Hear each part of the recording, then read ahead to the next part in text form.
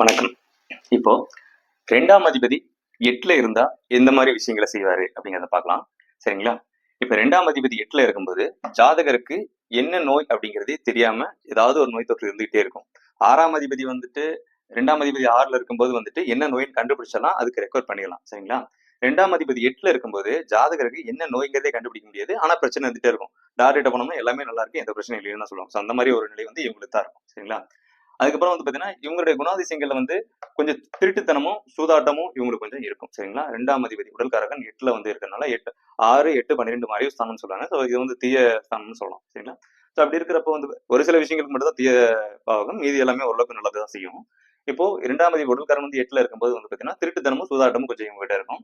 So அதுக்கப்புறம் வந்து பாத்தீங்கன்னா பிறர் மனைவி நாடுதல், அதாவது அடுத்தவங்க ஒய்ஃப் மேல கொஞ்சம் ஆசைப்படக்கூடிய ஒரு நபர். சரிங்களா? அப்படி இருக்கும். ஸோ அதுக்கப்புறம் வந்து பாத்தீங்கன்னா இவங்களுக்கு கோபம் அதிகமா வந்து வரும். சரிங்களா? எதுக்கு கோபம் வருதுன்னே தெரியாது. பட்டு பட்டுன்னு கோவப்பட்டுருவாங்க. ஸோ அந்த மாதிரி ஒரு நிலைப்பாடு இவருக்கு கண்டிப்பா வரும். அதுக்கப்புறம் வீண் விவாதங்கள் வந்து செய்வார். சரிங்களா? என்ன என்ன ரீசனே தெரியாது. அவர் பாட்ட கத்திட்டு கிடப்பாரு. சரிங்களா? சம்மந்தம்லாம் ஒருத்தர் ரொம்ப நேரம் கத்திட்டு கிடப்பாங்க இல்லையா? ஸோ அந்த மாதிரி வீண் விவாதங்கள் வந்து செய்வார். ஒரு பிரச்சனையை ஷார்ட் அண்ட் ஸ்வீட்டா அழகா முடிச்சுட்டு போற மாதிரி பர்சன் கிடையாது. வீண் விவாதங்களை வந்து செஞ்சுட்டு இருப்பாரு. இவர் வந்து வீட்டை விட்டு அதிக காலம் வந்து வெளியூர்ல தான் வந்து வாழக்கூடிய ஒரு நிலைப்பாடு இருக்கும். சரிங்களா? வீட்டை விட்டு அதிக காலம் கொஞ்சம் வெளியூர்ல வருவார். சரிங்களா?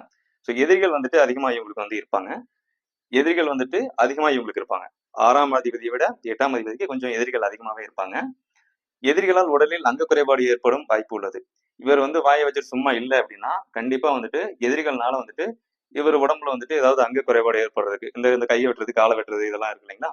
ஸோ இந்த மாதிரி பிரச்சனைகள்லாம் வரக்கூடிய வாய்ப்புகள் இந்த 2ஆம் அதிபதி 8ல இருக்கும்போது இந்த மாதிரி விஷயங்கள்லாம் நடக்கும். ஸோ கொஞ்சம் கவனமா செயல்படக்கூடிய ஒரு ஜாதகரா தான் இருப்பாரு. அதே போல இந்த விஷயங்கள் எல்லாமே வந்து பாத்தீங்கன்னா திசாபுத்தி காலங்கள் அடிப்படையில தான் நடக்கும். திசாபுத்திகள் அந்த காலகட்டங்கள்ல அந்த பாவகம் அந்த கிரகங்கள் இயங்குது அப்படின்னா கண்டிப்பா நடக்கும். சரிங்களா? சோ அப்படி இல்லாத பட்சத்துக்கு அந்த மாதிரி இல்லை. ஓகே. உங்க ஜாதகத்துல 2ஆம் அதிபதி எங்க இருக்காரு அப்படின்ட்டு செக் பண்ணி பாருங்க. தேங்க்யூ.